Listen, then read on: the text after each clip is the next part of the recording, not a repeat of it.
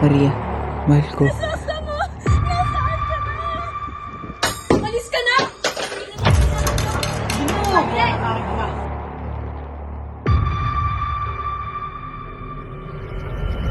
Sus. Patawad, mahal ko. Buenas noches, mga senyor at senyorita. Halina't kayo'y aking dalhin sa inyong hapagkainan. Okay, ganda nga naman ng bahay ni Kapitan Chad. Hindi ka nagkakamali. Lubos na kay Garbo. Hindi hamak na siya ay pinagkala. Okay, gandang kakanan. Hindi ba bagay ako sa ganito pag gagawing pagtututo? Ikaw ay hindi nagkakamali, aking sinta. Kapitan, ano yung ginagawa? Sige mo po na rito. Hindi gano'n. Ipagpitay kong ito na rapat lamang para sa iyo.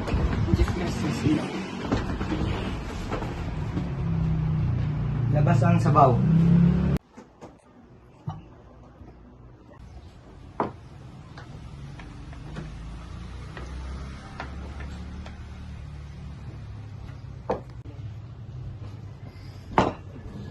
Senyor Ibarra, 7 taon ka na malagi sa Espanya. Mabuti hindi mo malimutan sa Las Pilipina. Hindi po. Hindi ko kayang kalimutan ng sariling bansa. Ito kayo nakalimutan na ito. Tama. Senyor Ibarra, marahil ikaw ay napakatagumpay na. Pagbati sa iyo, senyor.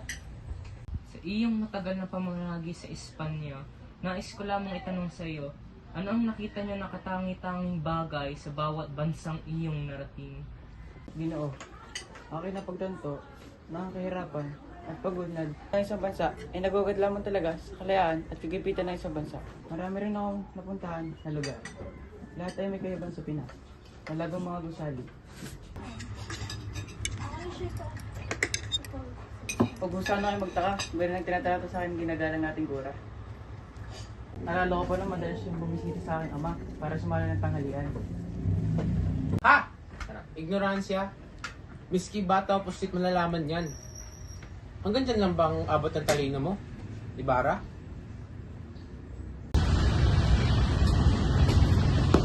Wala pa rin nagbabago. At ba'y tila tinigilan ng oras at nilikdawan.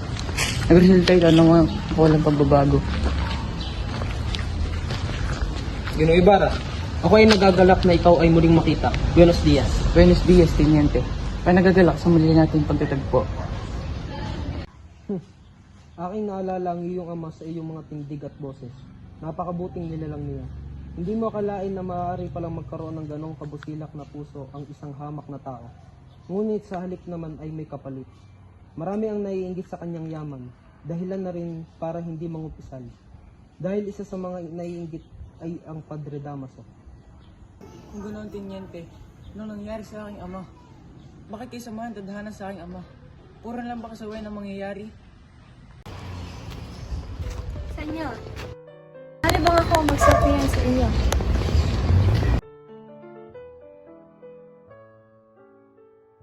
Maligayang pagdating, Senyor Ibarra. Kamusta ang inyong naging pag-alikdan? Buti naman. Ito ba ang iyong nais, Maria anak? Ama, ito ay magandang ideya. Kaya naman ang aking puso ay nasa pagnanais na pumunta sa bayang San Diego.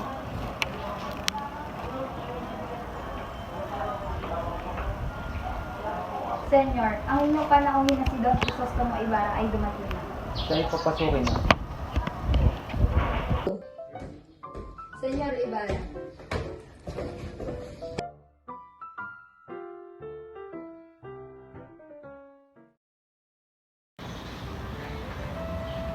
Maria, bakit napakatahimik mo? Hindi mo lang ba tatanungin kung kamusta na ako? Atid kong marami ka ng bansang napasyalan at marami na rin nakitang maririkit na kababaihan. Naaalala mo pa ba ako? Tama ka. Marami akong nakilala magandang binibig. Ba't makakalimutan ko ba ang pinakamarikit sa nilang lahat? Maria, sa 7 taong kang pangibang bansa na hindi ka kasama. Iyong alaala nga kailangan dala-dala. Baka pa nga sinta, ako nalimutan mo na. Palagi kang nasa aking isipan, mahal ko. Kahit na palaging sinasabi ni Ninong na kasalanan ang mahalin ka. May lang ulit ko na rin binasa ang iyong mga liham. Nang sa gayon ay maramdaman ko na kailanman hindi mo ako nilisan.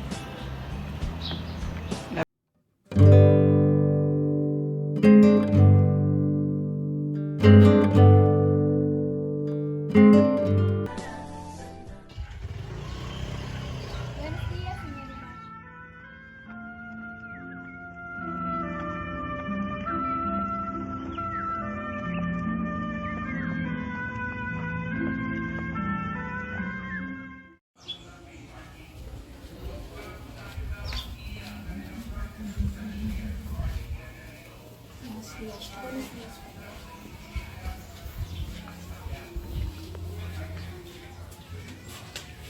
Alam mo ang nais ko at kung ano ang gusto ko. Ito siya masusunod. Kung ginamit mo ang isip at nagsabi ng totoo, ito hindi maulit. Luis Kendes, madre de puta.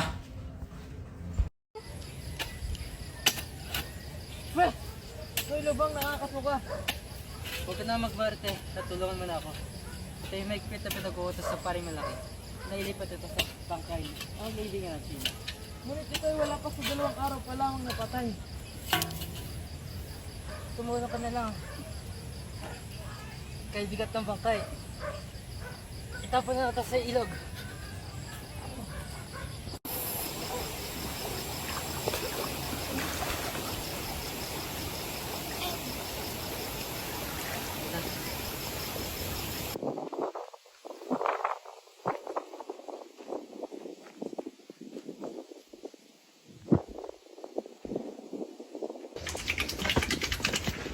Kayo magtigil na sa pag-aaral. Ngunit, ina. Mas mabuti na lamang ikay kasal kaysa naman makalimutan mo ang Diyos.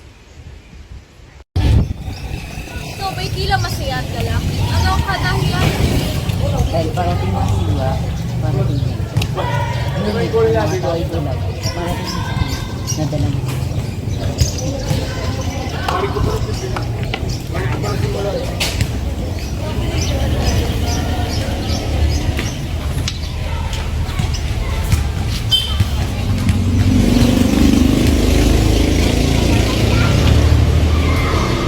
Magandang hapon ko. At may nanilipas. Hindi ko po nila nais ng hanggang hindi pa naman yung gabi.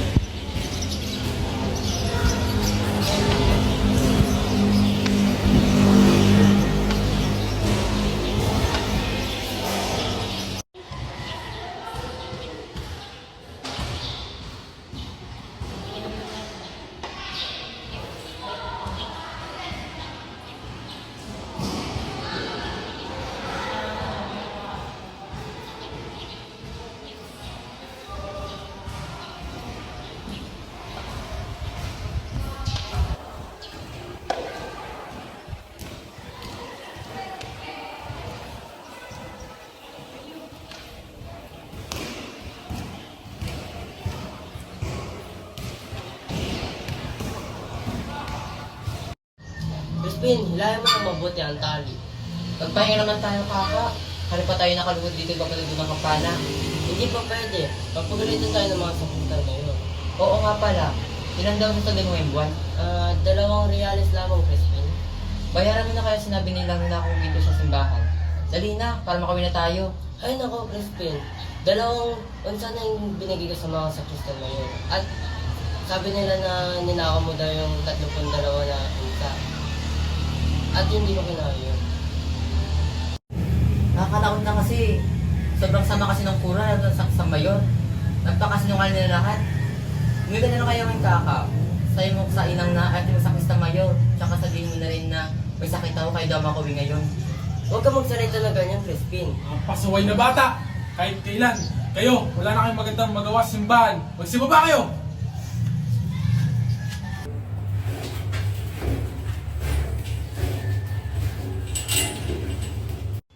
Naku, sigurado akong matutuwa ang mga anak ko sa inihanda kong ulam.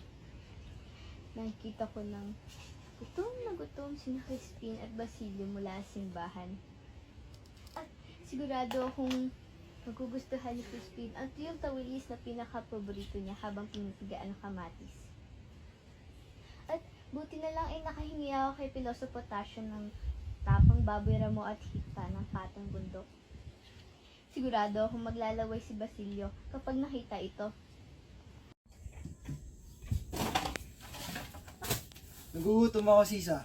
Ba, sarap na hinain mo ah. Matikman nga. Pero Pedro, sa mga... Inang, buksan mo ang pinto. Basilio?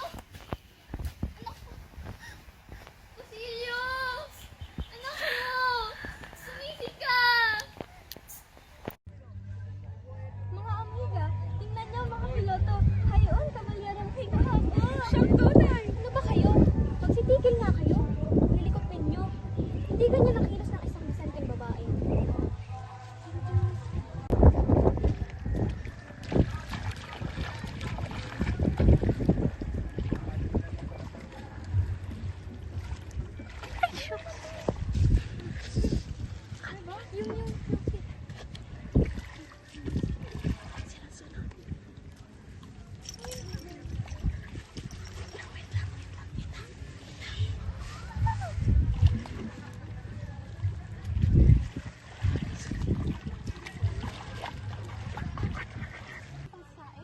Mamaya ay nakapanghuli na sila ng isda. Ano? Ngayon na pa tayo rito. Wala pa rin tayo nahuli. Naku! Paano yun? Anong gagawin namin ni Andeng? Hindi kami makakapagsigang. Ano kakainin natin? May butas po ang lambat. Butas? Paano magkakaroon ng butas? Baka may kumagat. Sino kakagat? Baka atakihin tayo! Bilis! Magsalis kayo! Senyor! Anong gagawin mo? Crisostomo! Crisostomo! Nasaan ka na? Crisostomo! Naku! Huwag naman sana dulutan ng Panginoon. Ngunit hindi kaya na isa kanina ay may nakagat na. Diyos mio! Bakit ang tubig ay may dugo na? Crisostomo! Nasaan ka na?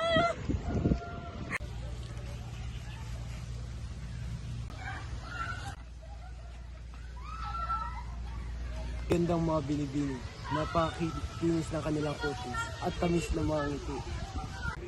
Magandang umaga, Ginoo. Anong pakay mo't napunta ka sa aking tirahan? Magandang umaga rin, Mang Tasyo. Pumunta ako rito dahil hingi sana ako ng payo. Ngunit mo ang abalakas pagsulat ng hieroglifiko. At nakakapagtaka, kaya mo itong ipabasa sa akin. Ang aking susulat ay hindi para sa kasalukuyan, kundi para sa hinarang darating. Di lahat ay mahimbing na natutulog sa gabi ang aming mga ninuno. Kung gayon, akin lang ipapaalam mga kantakan kung bakit ako nagpunta rito. Ano nga ba iyong dahilan kung ba't ka na pa rito sa aking tahanan? Hihingi sana ako ng payo tungkol sa aking pinapagawang paaralan. Para ito ay iyong mabasbasan. Para hindi na rin tumutol ang alpares at ang kura. Maria Clara, Bakit po? ingatan mo itong pintas.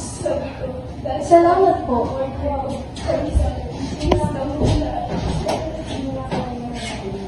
Ama, mamamasyal lang kami ng aking mga kaibigan. Huwag kang magtatagal dahil darating din namin si Padre Damasor dito siya maghapon. Isama mo na rito ang iyong mga kaibigan at kanyang nobyo na si Ibarra. Sige po. Mag-iingat kayo. Adios. Nakikita niyo ba ang kampanayo? Yun ang anak ko na si Basilio. Eh ang kumbento, nakikita niyo ba? Pero yan naman ang gusto kong anak na si Christine.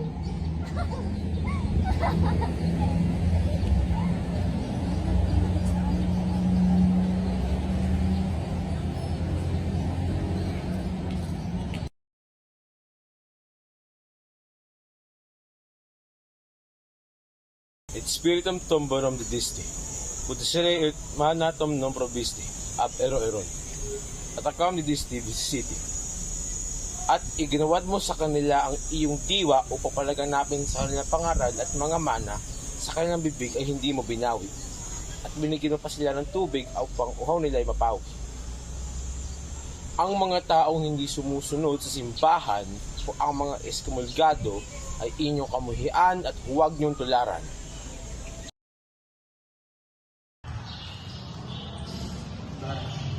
Bakit niya? Pinababalangin kita. Mag-ingat ka sa araw ng paghuhugas ng pinatatayo mo sa eskwelahan. Bakit Ella? Anong mangyayari? Basta mag-ingat ka.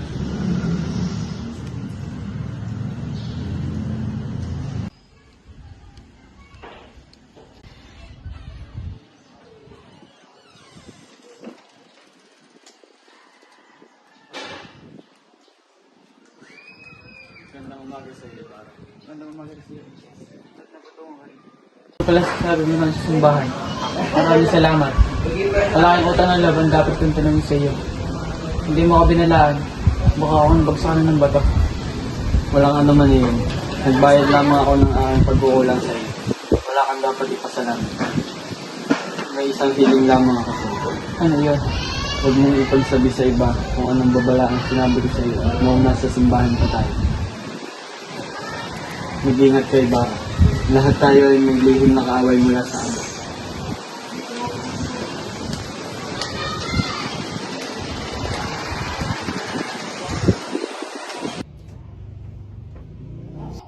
Kapitan Tiago.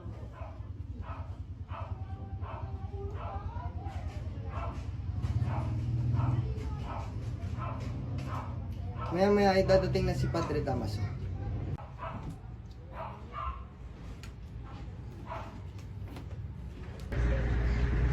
Alam niyo ba yung para lang yan? Sa pagka-late-late, kailangan pa ng taga-plano? Tagagawa? Samantalang ako mag-isa, ako na plano na pinagmula ng ang simbahan.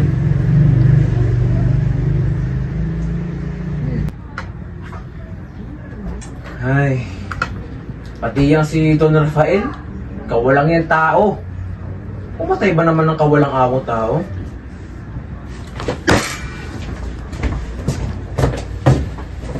Diyos ko mga pagin! Pigilan niyo ang pinapagka ko ng kapatid Ginawa mo! ng aking ama.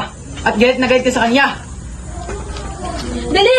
Pigilan niyo na siya! No! Huwag kayo lumapit. Kung gusto mabuhay ang mahal na kura. Sumalangit nawa ang aking ama. Wait na pa walang yamo para laitin siya. Kaya na pa ako natitimpi. Sa pangutya mo sa akin para na pinapagawa. Kaya ko pang magtimpi. Pero di namin mo ang aking ama na yumao. Tama na! Maria Clara, huwag ka na lumapit at baka madamay ka pa! Tama na, Ibarra! Umalis ka na! Sabi mo, umalis ka na! Maria Clara, Ama, maaari ko na lang po bang makita kung kausap si Ibarra? ako na. Hindi mo na siya pwede makita o makausap na lang si Ibarra hanggat hindi pa ibinababa ang hatol sa kanya bilang eskomunikado para hindi ka madawit sa gulo. Maria Clara, tama na ang iyong pagtamas. Hindi ito makakabuti sa iyong kalusugan. Tama, Maria Clara. Hindi sa ikaw ay tumalas, eh bakit ikaw hindi na lang magdasal para sa kalayaan ng iba? Saan kita magdarasal? Tumahan ka na rin at magdarasal. Ama Pia.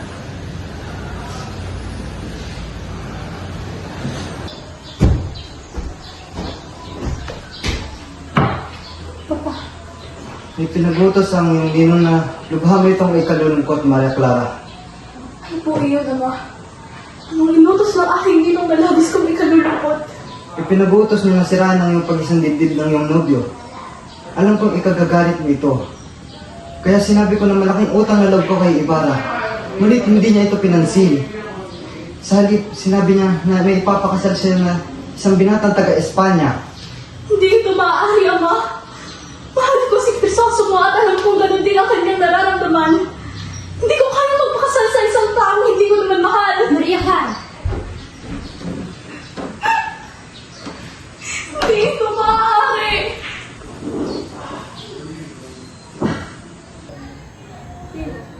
Nariyan na ang mga panahon sa labas. Ingay kong salubungan. Pasukin na siya. Magandang tanghali po sa inyo, Kapitan General. Magandang tanghali, sir. Ano po't naparito kayo, Kapitan General? Naparito ako sapagkat gusto kong pag-usapan ng mga ganito na nakaraan. Pumunta ako kay Ibarra na isang eskomunikado dahil sa sanang muntikang pagpatay kay Padre Damaso. At si Padre Damaso ay nakaratay sa isang banil. At si Maria Clara ay siyang pumigil sa muntikang pagpatay kay Padre Damaso. At paglabas ko ng opisina ay nakita ko si Ibarra at ako'y tuwan-tuwa sa kanyang plano sa pagpapatayo ng isang paaralan para sa kabataan. At ako'y nagpresenta din ng mga ninong at ninang para sa kasal nila.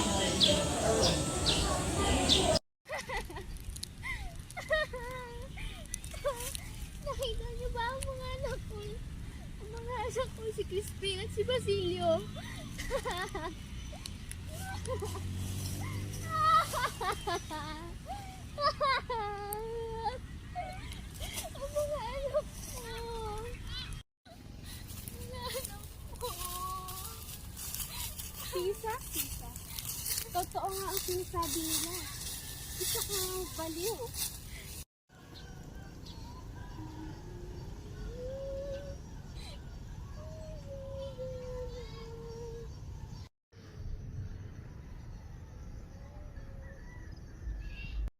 Tama na sa pagkanta.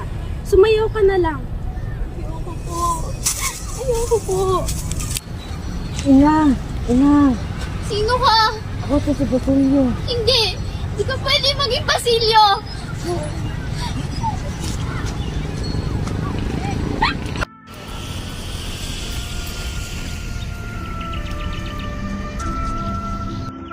Inay!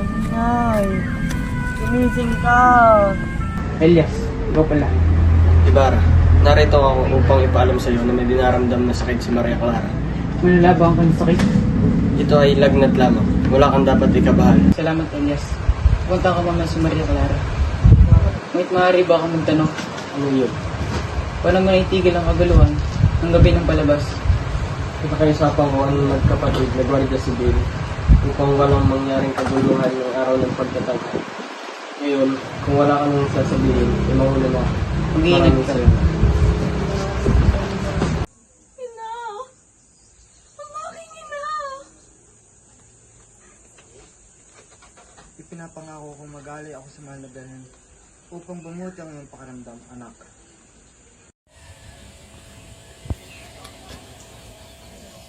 Buenos dias, Kapitan Tiago. Ipinakikilala ko sa inyo si Don Alfonso Linares de Espadan. Pinagagalaw po kayo makilala.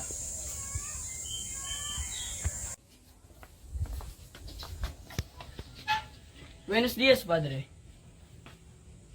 Maaari ko ba malaman kung nasa si Padre Damaso? Ako po ay may dalang liham para sa kanya. Nasa bahay ng padre. Mamaya siya ipaparito na. Linares, nandito na si Padre Damaso.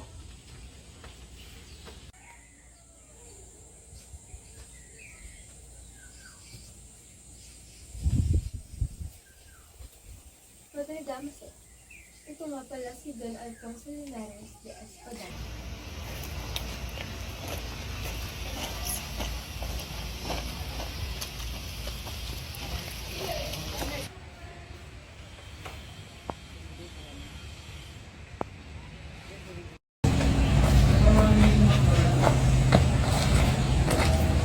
Anong iyong itingin-tingin? Ikaw ba'y naiingit sa akin? Ako? Naiinggit sa'yo? Hindi kailanman, ano? Tara na, huwag mo siyang pansin. Aba, kilalanin mo ang iyong kausap. Huwag ninyo akong ibilang sa mga tagalalabigan. Sa aming bahay sa Maynila, aba, hindi nakakapasok ang mga alperes. Sukat na lamang na sila'y maghintay sa labas. Aba, senyora, hindi nakakapasok ang mga alperes, pero nakakapasok ang mga pilantod. Ha? Hoy, dahil na konsolasyon, ako'y nakukutayang nakipag-usap sa inyo ang mga taong mararangal. Aba, gusto mo bang labhan ang damit ko? Kaya babayaran ko ng mahal. Para namang hindi ko alam na kayo isang labandera. Akala mo ba'y hindi ko kayo kilala at ang inyong mga kasama? Nasabi na ata yun sa akin ng aking asawa. Bumaba ka rito! Bumaba ka rito!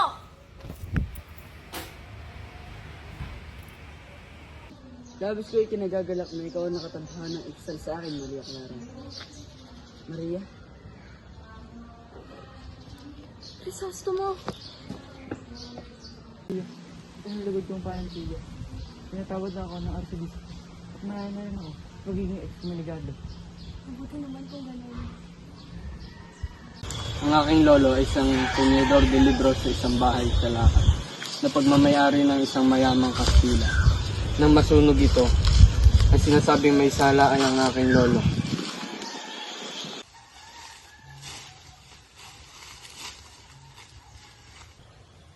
Ama! Hindi ito maaari! Ina,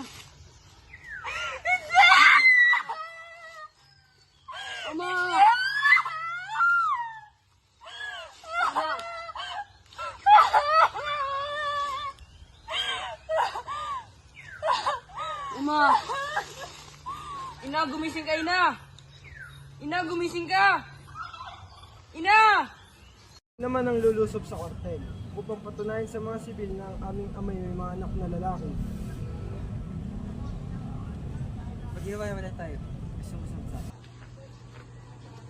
Magandang hapon, Ginoong. Magandang hapon din. Ano pong iyong bakit sa akin? Ako po ang kapatid ng taong madiyan ng Magtay. At narito po ako para humingi ng kabayaran para sa akin. Pwede ba bumalik ka lang mamaya? At may mahalaga lang ako kailangan puntahan. Mauna na ako. Mahasahan ko pong mabilis sa inyong pagbubuti. Aking Ginoo, ano ang iyong dahilan at ikay na parito? Kumakasuko sa akin pagkabilanggo. Diyos ko lang may palang, hindi aking pinapatawad na. Matitiyak kong alam mo na ako ang naging dahilan kung bakit ikay nabilanggo, Ginoo. Alam ko yan ang binibig. Ngunit ngayon ay nais na itong patawarin. Sana ako'y iyong paniwalaan at pagkatiwalaan muli.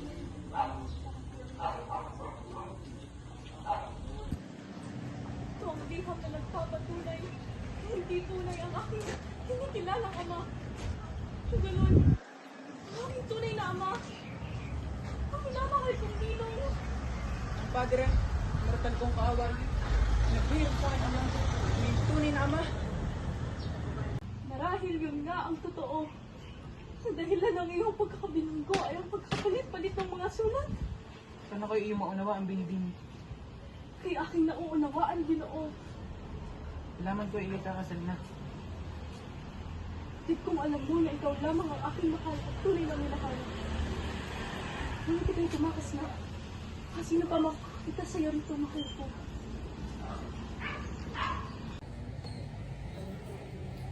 May nais akong sabihin. Una ako. Ang dahilan kung ba't gano'n katindi ang aking galit sa mga ay dahil sila ay mga injong anak. Akala ko sila yung mga kadulot na kasawian sa iyong buhay. Ang pagpapakasal sa isang lalaking pinanganak sa Pilipinas. Yun lamang ang iyong dahilan? Aking inaama? Ang aking nais lang naman ay ikay maging isang monghe. Ngunit makadulot yun ng kasama ng loob sa akin. Ang inaanak. Pero ako sa iyo na matagal ko lang dapat sa iyo. Ako ang iyong ama. Ako po ay hiyaan tumungo at bumalik sa akin piling na aking mahal ka ina. At kapatid na ino, si Perna, lubos ako ng nalila at lahat silang makasama.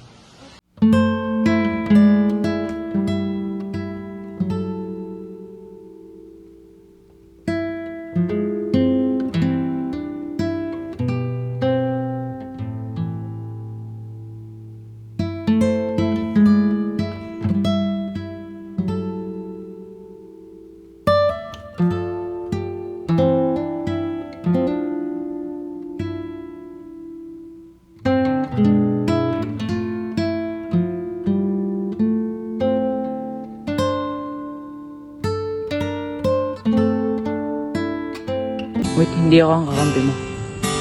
Ikaw lang ang babaeng papakasalan at mamahalin ko. Kahit ang makalaban ko pa ay ang buong mundo.